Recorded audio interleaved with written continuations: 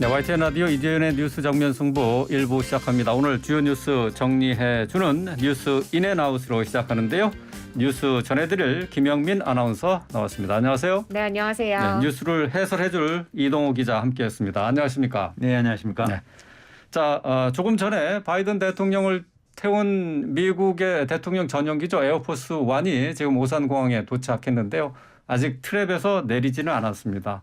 자, 오늘 바이든 대통령 잠시 뒤 6시에 지금 이제 도착하자마자 이제 삼성전자 공장을 방문하게 되죠. 네, 첫 일정으로 삼성전자 공장을 방문하게 됩니다. 지금 조 바이든 미 대통령이 오산에 있는 공군기지에 도착한 모습이 지금 화면으로도 나가고 방송 화면으로도 나가고 있는 걸 저희가 볼 수가 있는데요. 한 5시 20분경에 비행기 내리는 모습을 저희가 봤습니다. 취임 후 첫 아시아 순방이고요. 한국을 첫 방문지로 택했습니다. 첫 일정으로 경기 평택에 있는 삼성전자 반도체 공장을 시찰하기로 했고요. 내일은 윤석열 대통령과의 정상회담이 예정돼 있습니다. 자, 이번 공장 시찰에서 윤석열 대통령도 함께하고요. 두 정상을 이재명 삼성전자 부회장도 함께 하기로 돼 있습니다. 네. 첫 일정이 삼성전자 공장 방문이라는 게 조금 특이하다, 이례적이다 이렇게 느껴지기도 하거든요. 어떤 의미로 해석할 수 있을지 뉴스인 부탁드릴게요. 그야말로 이제 한미의 기술 동맹을 상징하는 이정표다. 네. 이렇게 볼 수 있겠습니다. 바이든 행정부는 그동안 반도체를 비롯한 첨단 산업에서 중국에 대한 의존도는 줄이고요. 동맹국 중심의 공급망 재편과 자국 내 제조시설 확충을 추진해 왔는데요. 한국은 타이완과 함께 미국의 주요 반도체 공급처죠. 또 바이든 대통령의 평택 공장 방문은 그렇기 때문에 한미가 반도체 동반자 관계라는 점을 공고히 하기 위한 행보다. 이렇게 해석할 수 있겠습니다. 네. 실제로 이제 한미는 이번 정상회담에서 반도체 등 첨단 분야에서 기술 동맹으로까지 동맹의 지평을 넓힐 예정인데요. 김태호 국가안보실 1차장은 브리핑에서 바이든 대통령의 방안이 한미 동맹을 포괄적 전략 동맹으로 강화하는 계기가 될 것이다. 그동안 이어진 군사 동맹, 한미 FTA를 통한 경제 동맹에 이어서 이번에는 한미 기술 동맹이 추가되지 않을까 생각한다. 이렇게 말한 바가 있습니다. 네. 그러니까 어떻게 보면 이번 바이든 대통령의 평택 공장 방문은 이러한 여러 가지 협업 중에서도 특히 이제 반도체와 관련한 그런 이제 한국의 어떤 공급망으로서의 어떤 중요도 이런 것을 반영한 것으로 보이는데요. 또 이 미국 입장에서는 반도체 수요가 점점 늘어날 거 아니겠습니까? 그렇죠. 그런 상황에서 반도체 안정적인 공급이 이제 대단히 중요해진 상황입니다. 또 한국 역시 반도체 생산에 필요한 장비의 45% 이상을 미국에서 들여오고 있거든요. 그래서 미국에 의존하지 않고서는 반도체를 생산할 수가 없습니다. 네. 또 삼성전자가 올해 상반기 중에 미국 텍사스주에 20조 원 규모의 파운드리 2공장을 짓겠다고 발표한 상태인데요. 이 바이든 대통령의 방한 기간에 삼성이 이 공장의 착공 일정을 구체화할 수 있다. 이런 전망도 나오고 있습니다. 네. 지금 바이든 대통령의 지금 내일 일정도 한번 좀 살펴볼까요? 네, 내일 정상회담이 또 예정이 돼 있습니다. 내일 서울 동작구 국립서울현충원 참배로 일정을 시작하고요. 그 이후에는 용산 대통령실에서 소인수 회담, 환담, 확대 회담 순서로 90여 분간 한미 정상회담이 진행될 예정입니다. 그 이후에는 지하 1층 강당에서 한미 언론을 상대로 한미 공동선언을 발표한 후에 인근 국립중앙박물관에서 환영 만찬을 가지게 됩니다. 이 자리에는 국내 10대 그룹 총수 등이 참석하고요. 윤석열 대통령의 부인이죠. 김건희 여사도 아마 이 만찬장에서 조 바이든 대통령을 만날 것이다라는 관측도 함께 나오고 있습니다. 네. 이번 정상회담이 구체적으로 어떤 얘기들이 오갈지에 대해서 뉴스인을 좀 해보고 싶은데요. 보도를 보면 공급망 아니면 원전 동맹, 기술 동맹, 안보 이야기, 북핵 문제 이런 것들이 논의될 예정이다라고 하더라고요. 어떻게 보면 좋을까요? 네, 내일 정상회담에서는 이제 북핵 문제를 포함한 이제 한반도 정세, 그리고 경제 안보 협력, 글로벌 현안, 이런 문제 등을 이제 집중적으로 이제 의견을 교환할 것으로 보이는데요. 네. 한미 양국은 이번 회담을 계기로 해서 대북 경제 문제에 초점이 맞춰졌던 한미 동맹을 이제 경제 안보, 공급망, 기술, 인권 등을 망라하는 동맹으로 발전시켜야 된다. 이런 데 이제 공감하고 있는 그런 상황이거든요. 네. 이번 회담의 이제 최우선 의제는 무엇보다도 북핵과 이제 북한 문제라고 볼 수 있겠습니다. 두 정상은 이제 북핵과 북한 문제에 대한 공동 인식을 확인하면서 강력한 대북 억지력을 제어하는 그런 내용을 공동 성명에 반영할 것으로 이렇게 보입니다. 네. 이는 북한이 바이든 대통령의 순방 기간 또는 그 직후에 ICBM 추가 발사나 핵실험 등의 무력 도발에 나설 가능성이 큰 상황하고 이제 맞물려 있는데요. 북한은 올해 들어서만 ICBM을 포함해서 16차례 미사일 발사 시험을 하면서 무력 시위를 이어오고 있고요. 국정원은 어제 북한이 핵실험 준비를 이미 마쳤고 네. 타이밍만 보고 있다. 이렇게 국회에 보고한 바가 있습니다. 또 이런 문제뿐만 아니라 경제 안보 협력도 이번 회담의 이제 핵심 의제라고 할 수 있겠는데요. 반도체, 배터리, 인공지능 등 그 첨단 기술 분야의 연구 개발과 글로벌 공급망 체계에서 미국과 어떤 상호 보완적인 협력 관계를 구축해서 국익을 확보한다. 뭐 이런 구상을 가지고 있는 것으로 보입니다. 네. 또 이번 정상회담에서는 한미일 삼각공조를 위한 토대가 마련될지도 이제 관심사라고 볼 수 있겠습니다. 근데 지금- 사실 네. 네, 윤 대통령이 원래 한미 관계에 대해서 굉장히 공언해 왔잖아요. 강화를 하겠다 이렇게 공언해 네. 왔는데 지금 집권 극 초반에 한미 정상회담이 이루어지고 있는 만큼 많은 공을 들이고 있는 모습입니다. 우리 정부가 한미 관계를 좀 굳건히 하기 위해서 이번 정상회담에는 어떤 태도로 좀 임해야 될까요? 아무래도 지금까지 이제 중국 눈치를 보느라고 이제 실현하지 못했던 것이 이제 포괄적인 한미 전략 동맹이거든요. 네. 그러니까 이번 정상회담에서는 반드시 포괄적인 한미 전략 동맹을 성사시켜야 합니다. 네. 네, 그런 목표를 가지고 지금 하고 있는 것으로 보이고요. 포괄적 전략 동맹이라는 것은 김대중 정부의 등거리 외교 또 문재인 정부의 미중 균형 외교가 동맹과의 이제 관계를 흔들고 네. 경제와 기술 등 글로벌 이슈 대응에 도움이 되지 않는다. 이런 판단에서 이제 출발한 것이라고 합니다. 지난 5년 동안 망가진 안보 동맹을 복원하는 것은 물론이고요. 동맹을 글로벌 차원으로 넓히고 그 분야 역시 가치와 기술 또 세계 평화 등으로 확장해야 하는 그런 과제가 있습니다. 특히 첨단 반도체 공급망 확보하고 차세대 원전인 소형 모듈 원전이라고 있거든요. 네. 네. 그런 것들을 공동 수출을 하기 위한 이제 협력 방안도 모색해야 하고 특히 이제 원전 기술과 수출 동맹은 양국의 어떤 국익은 물론이고 자유민주주의 국가들의 에너지 안보에도 이제 크게 기여할 것으로 예상이 됩니다. 아시다시피 이제 우크라이나 같은 경우가 이제 이거 유럽 국가들에게 가스 네. 수출을 하지 않겠다 뭐 이렇게 선언하고 그렇지 않습니까? 네. 그럴 때 이제 이런 소형 그 원전을 수출한다면 그런 국가들에게 상당히 크게 도움이 될 것이다. 이렇게 보고 있는 것입니다. 네. 좀 전에 한미 정상회담과 관련한 설명을 하면서 이번 정상회담 기간 중에 북한의 도발 가능성에 대해서도 언급을 했었는데요. 글쎄요, 이제 한미 정상회담 중에 북한의 도발 가능성 이거 어느 정도로 봐야 될까요? 글쎄요, 뭐 북한이 아무리 뭐 배짱이 좋다 하더라도 미국 정상이 한반도에 들어와 있는 상황에서 뭐 핵실험을 한다든지 뭐 도발을 한다든지 그 가능성은 높지는 않게 봅니다만. 네. 어쨌든 뭐 자신들의 어떤 존재감을 과시하는 차원에서는 뭐 그런 도발할 가능성도 완전히 배제할 수는 없겠죠. 네.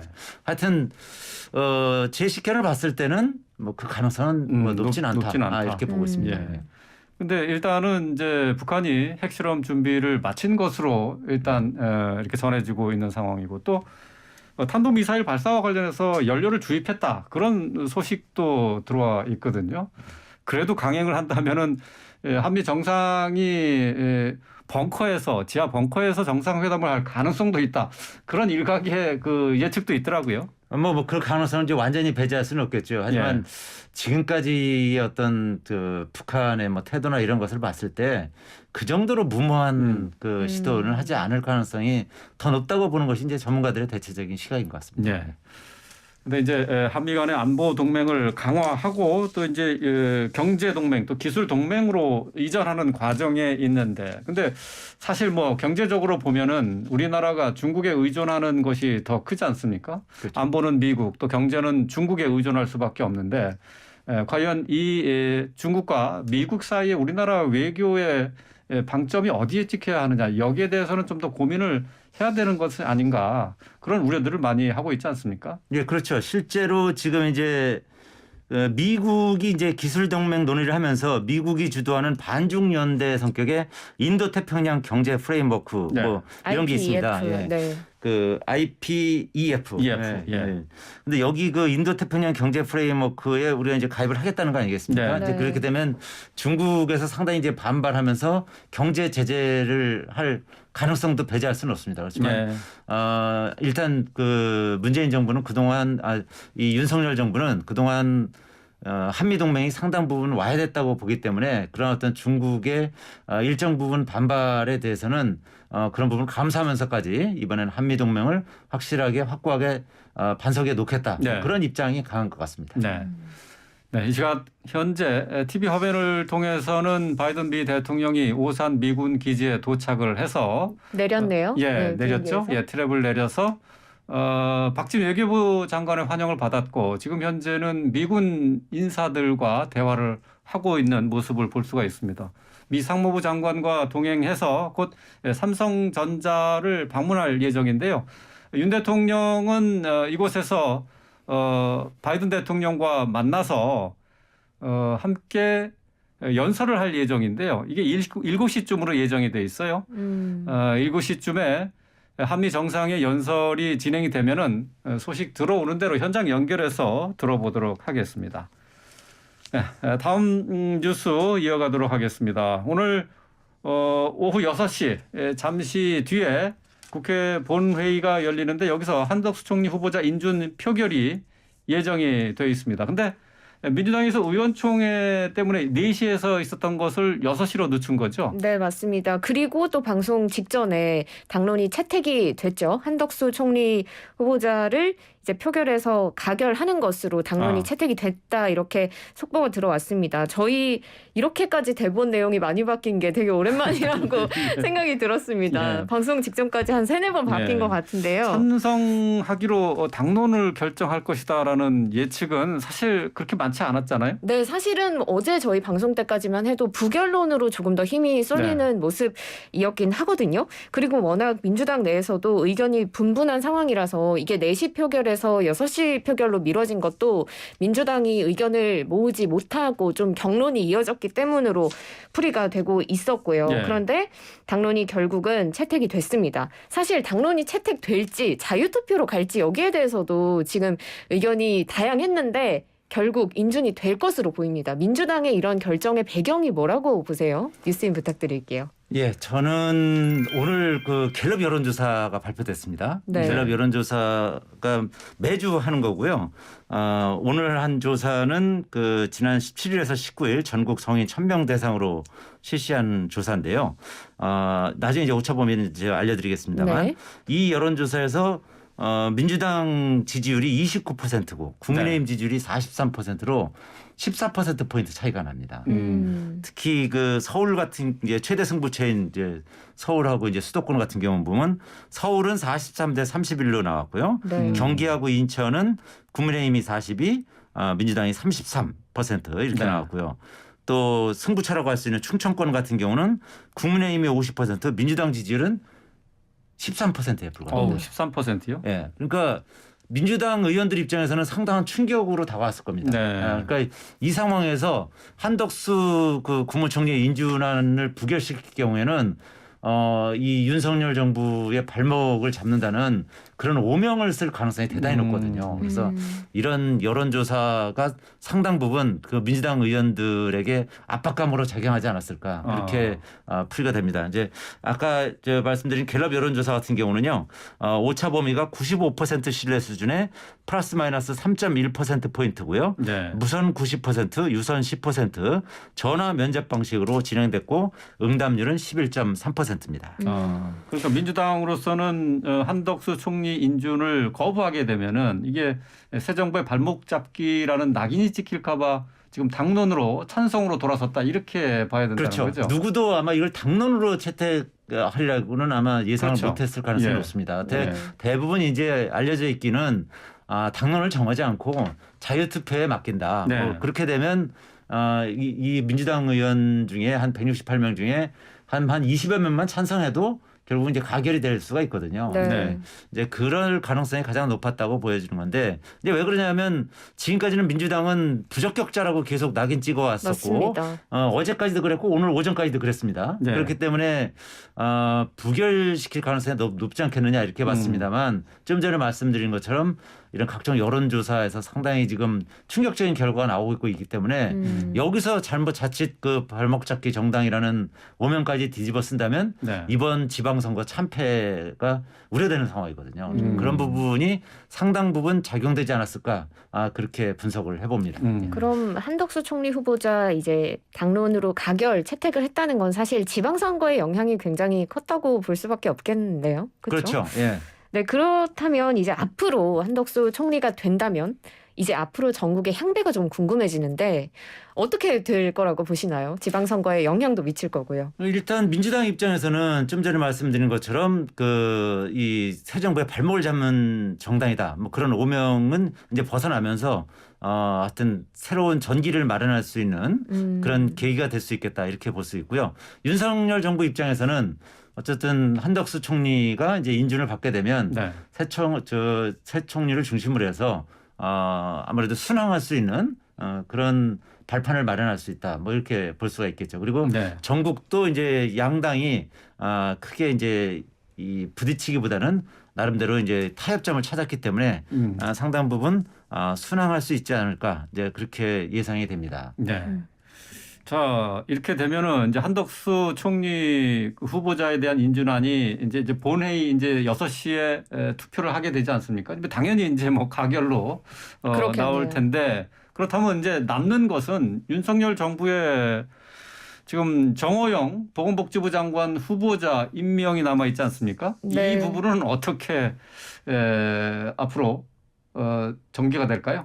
아무래도 이제 그 부분 이제 원래 연계설이 많이 나오지 않았습니까? 네. 한덕수 맞습니다. 총리 인준안을 통과시켜주면 정호영 그 장관 같은 경우는 여러 가지 여론이 안 좋기 때문에 이제 낙마시키는 그런 방안이 많이 거론돼 갖고 실제로도 뭐 그럴 가능성이 대단히 높다. 저는 그렇게 보고 있습니다. 네. 이 국민의힘과 그 정부 여당 입장에서 봤을 때도 정호영 후보자에 대한 여론은 상당히 안 좋거든요. 네. 그러니까 어쨌든 자기가 이 정호영 후보자가 경북대 의대 교수로 있지 않습니까? 그런데 거기에 자녀 2명을 이제 편입시켰으니까요. 네. 그런데 이거는 이해충돌 원칙에도 위배되고 여러 가지로 조국 사태를 연상시키는 그런 부분 때문에 상당히 여론이 안 좋은 상황이어서 네. 정호영 후보자를 만약에 임명을 강행할 경우에는 상당한 여론의 역풍을 맞을 가능성이 높고 그리고 또 네. 지방선거에 악재로 작용할 가능성도 상당하다고 보고 있습니다. 네. 그래서 실제로 국민의힘 내 의원들 상당수도 정호영 후보자에 대해서는 상당히 부정적인 의견을 지금 피력하고 있는 상황이거든요. 네. 그렇기 때문에 이왕 이렇게 그 한덕수 후보자에 대한 인준안이 이제 가결된다고 가정했을 때 네. 정호영 후보자는 낙마시키지 않을까 그 가능성이 저는 훨씬 더 높다. 네. 그렇게 보고 있습니다.